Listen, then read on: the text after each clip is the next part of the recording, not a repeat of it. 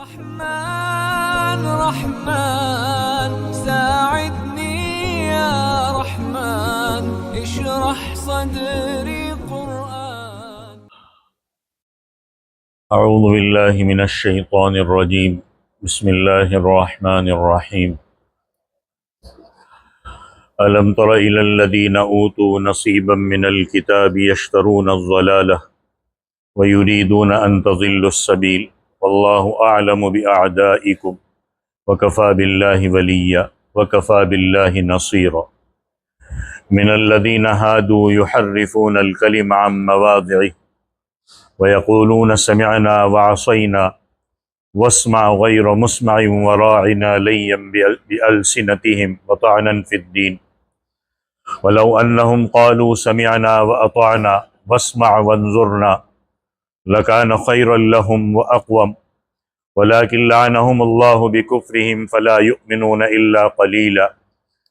يَا أَيُّهَا الَّذِينَ أُوتُوا الْكِتَابَ آمِنُوا بِمَا نَزَّلْنَا مُصَدِّقًا لِمَا مَعَكُمْ من قبل ان نطمس وجوها فنردها على ادبارها او نلعنهم كما لعنا اصحاب السبت وكان امر الله مفعولا. ان الله لا يغفر ان يشرك به ويغفر ما دون ذلك لمن يشاء ومن يشرك بالله فقد افترى اثما عظيما.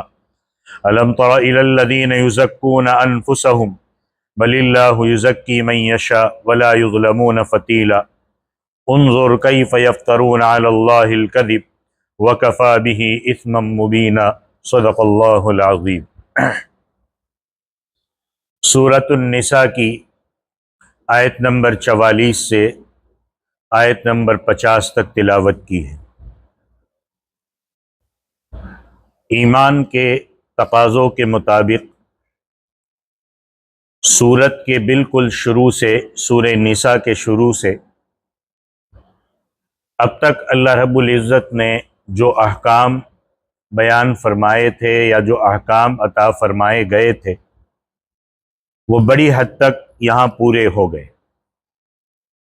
اب آگے اللہ تبارک و تعالی ان لوگوں کا تذکرہ فرما رہے ہیں جو ایمان اور ایمان والوں کے خلاف کام کر رہے ہیں، اور ان کام کرنے والوں میں سب سے زیادہ نمایاں اور سب سے زیادہ شرارت کرنے والے لوگ آپ صلی اللہ علیہ وسلم کے زمانے میں یہودی تھے اور اب بھی یہودی ہے.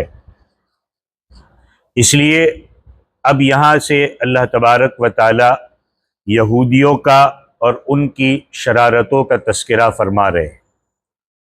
چنانچہ اللہ رب العزت نے فرمایا الم تر الی الذین اوتوا نصیبا من الکتاب، کہ کیا آپ نے ان لوگوں کو نہیں دیکھا جن کو کتاب کا ایک حصہ دیا گیا.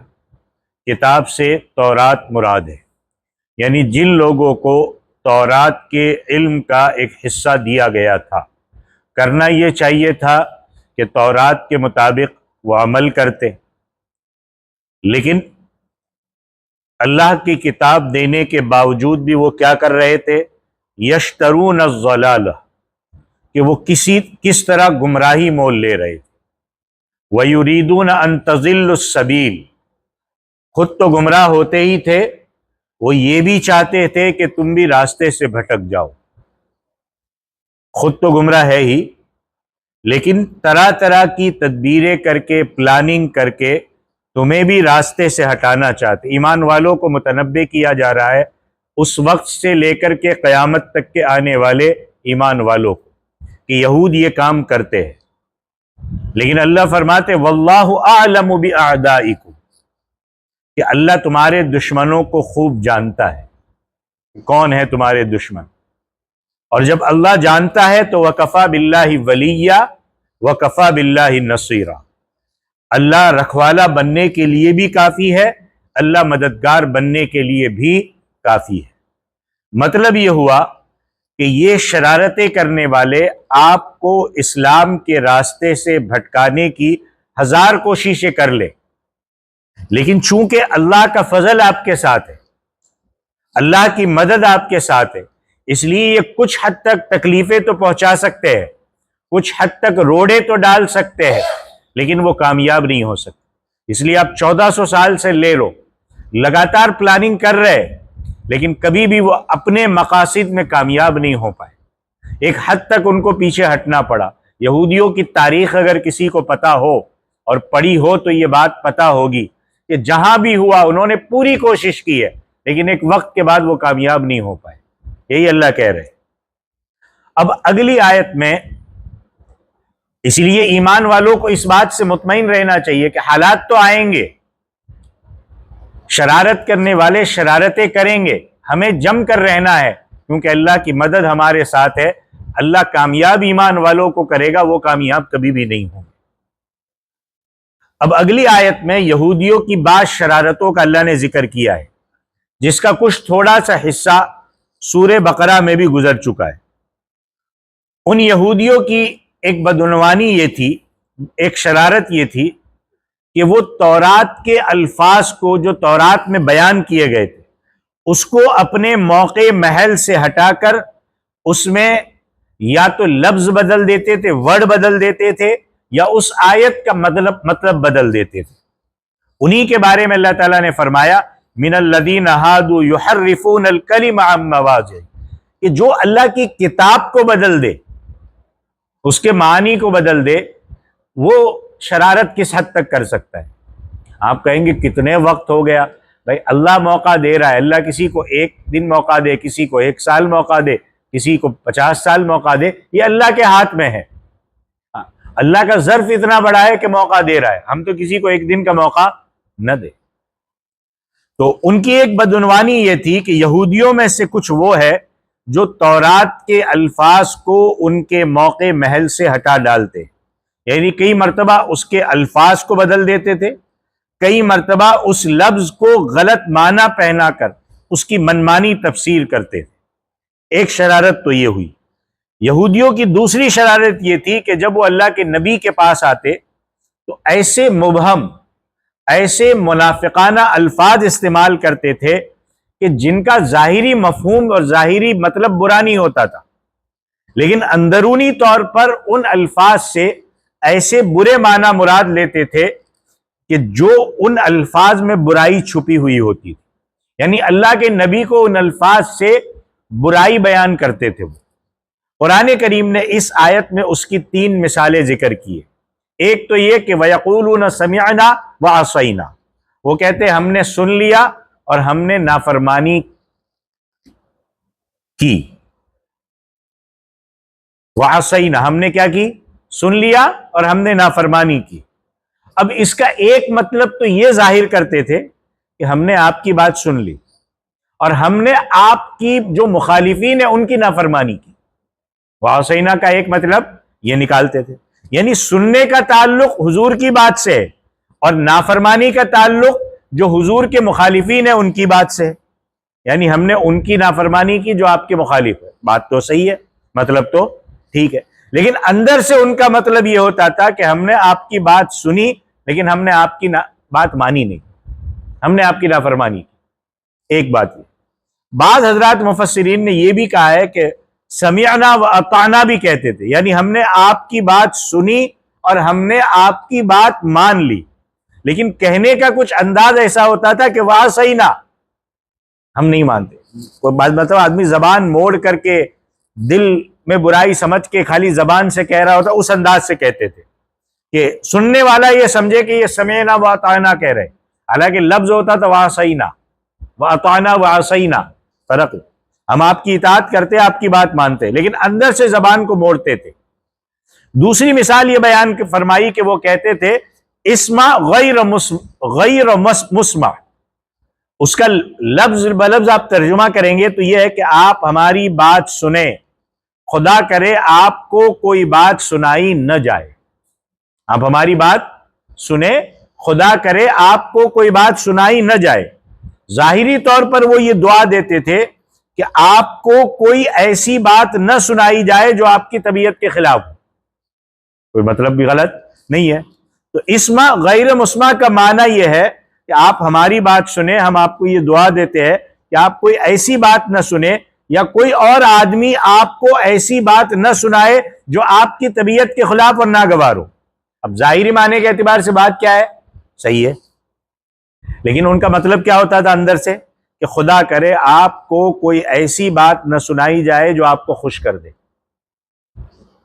گویا بجائے ناگوار بات کے وہ خوش کرنے والی بات مراد لیتے تھے. اوپر سے الفاظ کچھ اور، اندر سے مطلب کچھ اور، کہ آپ ہماری بات سنیے، خدا کرے آپ کو کوئی ایسی بات نہ سنائی جائے جو آپ کو خوش کر دے، بلکہ آپ کو ناخوش کرنے والی باتیں سنائی جائے.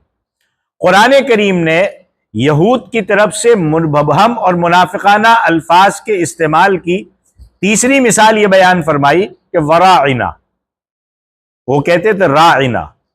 اب آپ عربی زبان میں راعنا کا معنی لیں گے تو یہ ہوگا کہ آپ ہمارا خیال رکھیے، لیکن عبرانی زبان میں یہی راعنا کا لفظ ایک گالی تھا جو اندرونی طور پر مراد لیتے تھے. اس کا ذکر سورہ بقرہ میں گزر چکا. اللہ فرماتے ہیں کہ یہ جو سمعنا و اطعنا اسما غیر مسمع راعنا کہتے تو یہ شرارت کے طور پر لیم بألسنتہم وطعنا فی الدین، اپنی زبانوں کو مروڑ کر اور دین میں تانا زنی کرتے ہوئے یہ باتیں کہتے ہیں. اب مجھے بتاؤ کہ جب رسول اللہ کو یہ تکلیف پہنچائی اور رسول اللہ کے ساتھ یہ شرارتیں کی ہے تو آج ہم مسلمانوں کی کیا اوقات ہے؟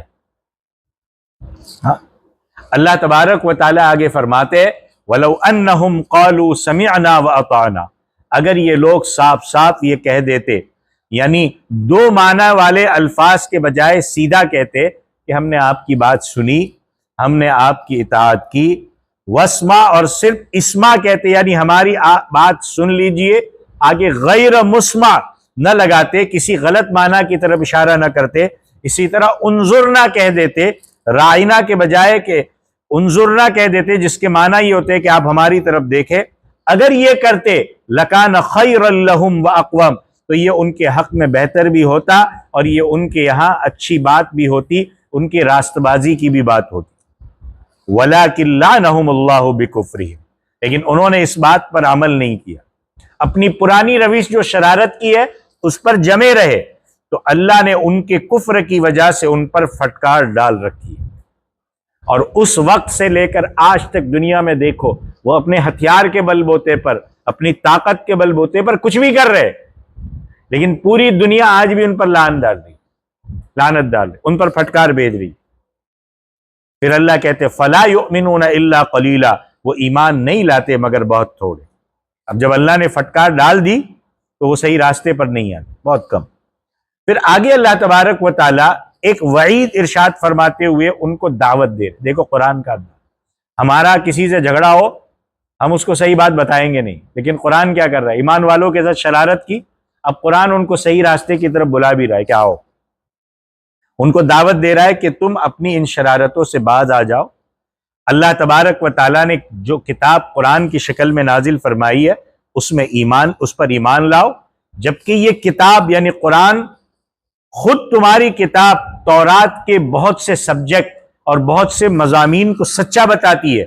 جس تورات میں نبی آخر الزماں نبی کریم صلی اللہ علیہ وسلم کی تشریف آوری کی علامتیں ذکر کی گئی. اسی بات کو بیان فرماتے ہوئے اللہ نے فرمایا یا ایھا الذین اوتوا الکتاب آمنوا بما نزلنا مصدقا لما معکم من قبل ان نطمس وجوہا، کہ اے لوگو جنہیں تورات دی گئی، کتاب دی گئی، ایمان لے آؤ اس قرآن پر جو ہم نے تم پر نازل کیا ہے. اور وہ قرآن کیا کرتا ہے؟ تمہارے سے پہلے کتاب تورات کو سچا بھی بتاتا ہے، اور اس پر ایمان لے آؤ اس سے پہلے کہ ہم کچھ شہروں کو مٹا دے. فَنَرُدَّهَا عَلَىٰ أَدْبَارِهَا، اور انہیں پیچھے کی طرف لوٹا کر گدی جیسا بنا دے، یعنی چہرے کو بالکل سپاٹ کر دے، اس میں آنکھیں، ناک، کان کے جو نقوش ہے وہ ختم کر دے، اور ان کو بالکل گدی کی طرح جیسے یہ ہے نا ویسا اللہ تعالیٰ سپاٹ کر دے. اس سے پہلے مان جاؤ، ایمان لے آؤ. او نلعنہم کما لعنا اصحاب السبت، یا ان پر ایسی پھٹکار ڈالے جس کی پھٹکار ہم نے سبت والوں پر ڈالی تھی. سبت والوں کا قصہ، سنیچر والوں کا قصہ، یہودیوں کی جو سازش کا کہ جو سنیچر کے دن ان کو منع کیا تھا کہ آج کوئی کاروبار نہیں کرنا، وہ پورا گزر چکا ہے. جیسی لعنت ان پر ڈالی تھی ان آپ پر بھی ڈال دے، اور قرآن کریم میں وہ آگے بھی آنے والا ہے۔ مختصر ان کا واقعہ سن لیجئے کہ اللہ نے یہودیوں کو ہفتے کے دن کام کرنے سے منع کیا تھا۔ یہودیوں کی ایک قوم دریا کے کنارے رہتی تھی اور اس کا گزارا مچھلیوں کے شکار پر ہوتا تھا۔ وہ لوگ چاہتے تھے کہ سنیچر کے دن بھی ہم مچھلی کا شکار کریں۔ شروع میں انہوں نے سنیچر کے دن میں مچھلی کا شکار کرنے کے لیے کچھ حیلے بہانے تلاش کیے کہ باقی دنوں میں جمعہ کے دن میں کچھ ایسا کر دے کہ وہاں مچھلیاں رک جائے اور سنیچر کے دن وہ جہاں جمی رہے اور اتوار کے دن ہمارے لیے وہ جمع ہو جائے۔ کچھ حیلہ جب منع کیا تھا تو حیلہ کرنے کی بھی ضرورت نہیں تھی، وہ انہوں نے کیا، اور اس کی وجہ سے اللہ کے تبارک و تعالیٰ کی طرف سے ان پر عذاب ہوا، ان کے چہرے مسخ کر دیے۔ انہوں نے کھلم کھلا پھر سنیچر کے دن بھی، جیسے ہمارے یہاں جمعہ کے دن منع ہے کہ جمعہ کے دن آدھا گھنٹہ 1 گھنٹہ جو جمعہ کی اذان کے بعد ہے وہ سب چھوڑ دو، لیکن ہم سے 1 گھنٹہ نہیں چھوڑا جاتا۔ اس قوم کے لیے تو پورا دن تھا، لیکن اس نے عمل نہیں کیا، اللہ نے ان کے چہرے بدل دیے۔ اس واقعے کا تفصیلی ذکر انشاءاللہ آگے سورہ اعراف میں آنے والا ہے۔ یہاں یہ فرمایا جا رہا ہے کہ جس طرح ہم نے اللہ کے احکام کی خلاف ورزی کے وجہ سے ان اصحاب السبت کے اوپر لعنت اور فٹکار ڈالی، ان کے چہروں کو بدل دیا، تو کہیں ایسا نہ ہو کہ اگر تم رسول کریم صلی اللہ علیہ وسلم کو جھٹلانے کے در پہ ہو اور وہ شرارتیں کرتے رہو جن کا ذکر ان آیات میں کیا گیا ہے، تو کہیں تمہارے ساتھ بھی ایسا معاملہ ہو جائے۔ اللہ ہمیں بھی متنبہ کر رہا ہے، وَكَانَ أَمْرُ اللَّهِ مَفْعُولًا، اور اللہ کا حکم ہمیشہ پورا ہو کر رہتا ہے۔ لہذا اگر ایمان نہ لانے کی وجہ سے اگر اللہ تمہارے چہروں کو بدل دے تو پھر یہ ہو کر رہے گا۔ اللہ اگر حکم دے دے کہ یہ نہیں مان رہے، یہ ہیلا بازی کر رہے، یہ شرارتیں کر رہے، ان کے چہرے بدل دو، تو پھر یہ ہو کر رہے گا۔ اس لیے ڈرنا چاہیے اور ایمان قبول کرنا چاہیے۔ ان اللہ لا یغفر ان یشرک بہ۔ اب صورتحال یہ تھی کہ یہودی اپنے آپ کو اللہ کا بیٹا اور اللہ کا محبوب قرار دیتے تھے، کہتے تھے کہ ہم اللہ کے بہت محبوب ہیں، ہم اللہ کے آج بھی اسی وجہ سے یہ پوری دنیا میں جو جھگڑے ہیں نا، وہ اسی وجہ سے ہے کہ ہم اونچے لوگ ہیں، ہمارا سب حق ہے اور ہمارا ہی سب کچھ ہونا چاہیے۔ یہی چیز تھا اس وقت بھی کہ ہم اللہ کے بہت محبوب ہیں، بہت برگزیدہ بندے ہیں، بہت لاڈلے، اور یہ ہمارے ملک میں بھی یہ اونچی ذات، یہ نیچی ذات، یہ اور یہ بھی اسی وجہ سے، اور یہ پوری ملک میں جو فساد ہے وہ بھی اسی وجہ سے۔ تو یہودی بھی یہی کہتے تھے کہ ہم اونچے لوگ ہیں، ہم ہی جنت کے مستحق ہے، ہمیں کسی قسم کی آگ اور جہنم سے واسطہ نہیں پڑ سکتا۔ اللہ تبارک و تعالی ان کی اس بات کے مقابلے میں یہاں یہ بیان فرما رہے کہ پہلی تو تمہاری بدعمالیات، تمہاری غلطیاں ایسی ہے کہ جن کے ہوتے ہوئے تمہیں محبوب اور تمہیں پاکیزہ قرار دینے کا کوئی جواز ہی نہیں بنتا۔ ان میں سب سے بڑی خرابی ہے کہ تم میں شرک کی بیماری ہے۔ اللہ تبارک و تعالی شرک کی بیماری کو کبھی بھی بغیر توبہ کے معاف نہیں کرتا۔ ہاں، اس سے کم تر جتنے گناہ ہے وہ معاف فرما سکتے، لیکن شرک اگر توبہ نہیں کی تو وہ معاف نہیں ہو سکتا۔ یہ اللہ نے صاف فرما دیا ہے، یہ میں نہیں کہہ رہا ہوں، اللہ کہہ رہے۔ اب یہودیوں میں جو شرک کی بیماری، اب آپ مسلمانوں میں بھی سوچئے، کئی لوگ کہتے ہیں میں فلاں خاندان کا ہوں، یا میں فلاں خاندان کا بیٹا ہوں، یا میں فلانے پیر صاحب سے میرا اس ہے تو میں پاکیزہ ہوں، میں محبوب ہوں، میں بڑا ہوں تو میں بچ جاؤں گا۔ یہودیوں کو اللہ کھل کے کہہ رہا ہے اس سے کچھ نہیں ہونے والا۔ تو یہودیوں میں جو شرک کی بیماری تھی اس کے مختلف پہلو تھے۔ پہلا پہلو تو یہ تھا، اب یہ پہلو سنیے، اور کئی ہم اسی طریقے کی چیزوں کے ساتھ ریلیٹ کرتے ہوئے تو نہیں چل رہے، غور سنیے۔ ایک پہلو تو یہ تھا کہ ان کے بعض فرقے حضرت عزیر علیہ السلام کو اللہ کا بیٹا قرار دیتے تھے، جیسا کہ قرآن کریم نے سورہ توبہ میں فرمایا وقالت الیہود عزیر ابن اللہ، یہود نے کہا کہ حضرت عزیر اللہ کے بیٹے۔ اب یہ تو شرک ہے، کھلا شرک ہے کہ اللہ کا بیٹا قرار دیا جائے، ایک چیز۔ ان میں دوسرا شرک کا پہلو یہ تھا کہ وہ اپنے آپ کو اللہ کا بہت لاڈلا قرار دیتے تھے۔ سورہ مائدہ میں اللہ نے فرمایا وقالت الیہود والنصارى نحن ابناء اللہ واحباؤہ، کہتے تھے کہ ہمیں کوئی عذاب ہی نہیں ہو سکتا کیونکہ ہم اللہ کے محبوب بندے. یہ ایک طرح سے اپنے آپ کو کسی درجے میں اللہ کی خدائی میں شریک ٹھہرانے جیسا تھا. جیسے ایک باپ کا کوئی باپ ہو، والد ہو، کسی جگہ کا ٹرسٹی ہو، کسی جگہ کا پرنسپال ہو، یہ بیٹا ہو کہ میں بھی اس کا شریک ہوں. اب وہ پرنسپال کی طرح پورے کالج میں سب استعمال کرتا پھرے تو کہا جائے گا کہ باپ کی چیزوں میں وہ شرکت کر رہا ہے. تو بالکل یہ بھی کہ ہم اللہ کے لاڈلے ہیں، ہم اللہ کے محبوب بندے ہیں، ہمیں کوئی عذاب ہی نہیں پہنچ سکتا. تو اب عذاب دینا نہ دینا کس کے ہاتھ میں؟ اللہ کے ہاتھ میں. ابھی اللہ کی خدائی میں شریک ہو رہے ہیں.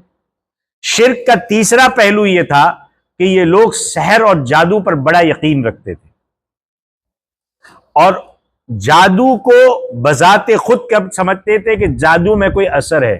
آج ہم سمجھتے ہیں نا فلانے نے کچھ کروا دیا، فلانے سے کچھ ہو گیا، فلانی عورت آ گئی تو اس کی نحوست لگ گئی. یعنی اللہ کی طرف سے کوئی چیز اثر نہیں ڈالی جا رہی ہے، وہ اس کی طرف سے، وہ چیز کی طرف سے اثر ڈالی جا رہی ہے. تو وہ اس کو مؤثر سمجھتے تھے.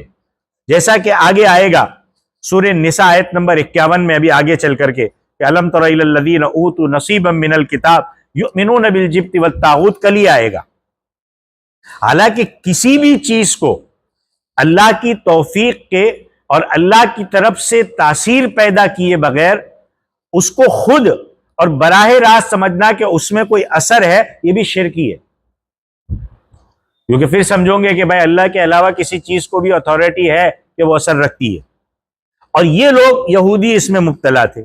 اللہ تبارک و تعالیٰ آگے فرما رہے ان اللہ لا یغفر ان یشرک بہ، اللہ اس بات کو معاف نہیں کرتا کہ اللہ کے ساتھ کسی کو شریک ٹھہرائے، معاف نہیں کرتا. اس کے معنی یہ ہے کہ بغیر توبہ کے معاف نہیں ہوتا. اگر کوئی مرنے سے پہلے شرک سے توبہ کر لے، مسلمان ہو جائے، تو وہ مشرک نہیں رہا، بے شک اس کی معافی ہو جائے گی. لیکن توبہ ہی نہیں کی اور اسی کو سب کچھ صحیح سمجھتا رہا کہ میں جو کر رہا ہوں وہ بڑا ثواب کا کام ہے، تو پھر معافی نہیں ہے.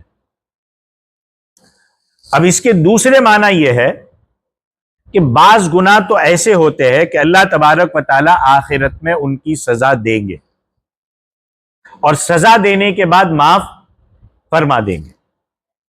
پھر ایمان کی وجہ سے بندہ جنت میں چلا جائے گا. شرک کے علاوہ جتنے بھی ہیں سزا مل جائے، ہو سکتا ہے سزا نہ ملی، اللہ اپنے فضل سے معاف فرما دے، اللہ جنت میں داخل فرما دے اور اسے جہنم سے نجات مل جائے.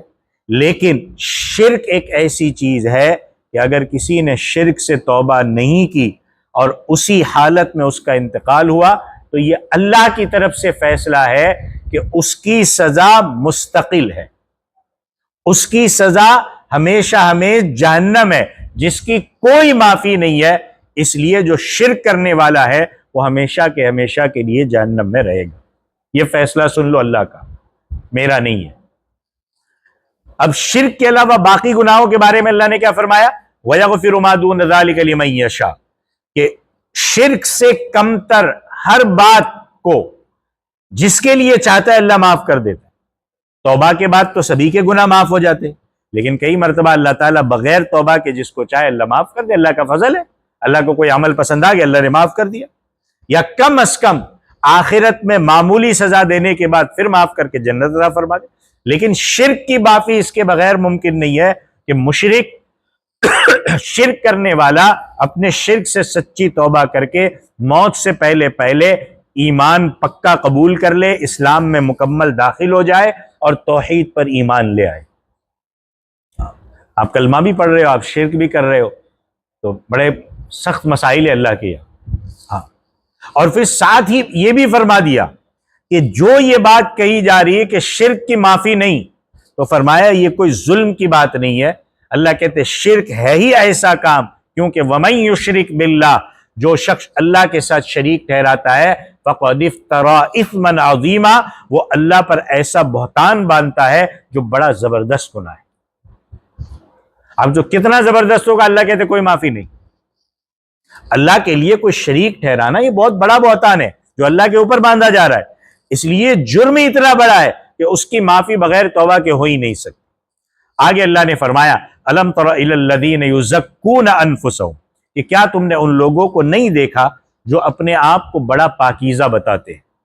آدمی کو خود سے دعویٰ نہیں کرنا چاہیے کہ میں بڑا پاکیزہ ہوں، بڑا نیک ہوں، بڑا ولی ہوں، بڑا اونچا پہنچا ہوا ہوں، نہیں دعویٰ کرنا چاہیے۔